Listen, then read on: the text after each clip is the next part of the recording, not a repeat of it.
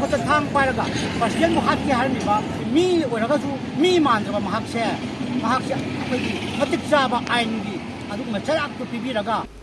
Imphal East District Andro Police Station ki Manung Chana Laiba Yaripok Laimanai Khulgi Laimanai Youth Club Yaripok LYCY ki President bu Makuta Thangpai jina Handa Bahonara Kibabu Yaning da Bafongduk Tuna Lekai Adugi Miam Nangasi Yaripok Tongkongi Kaitel Machada Wakat Meefam Famdana January ba Mioi Matik Jaba Jarak Piu Hajina Khongzang Changshin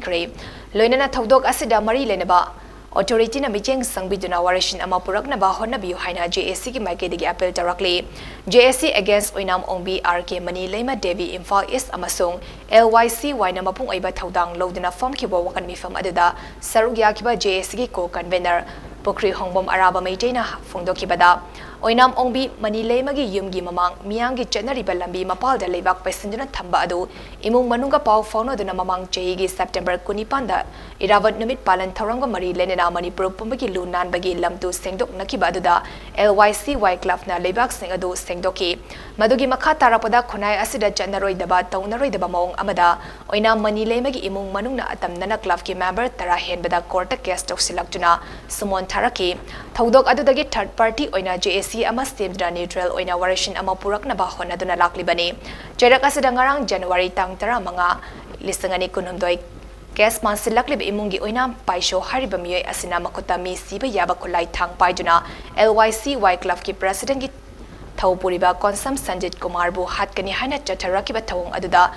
Haunaraba Laitana Lekai Miyam na Honda Haraktuna Ngarangi Miyangi Iho Adu Harakibani Haki Mari Naba Manipurgi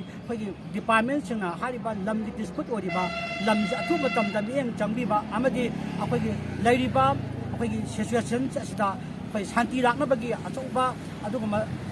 Turangadu Mari Naba Department Hair Authority Sibira Nabagi Damakta with JSC Muchulaga Lena Youth Club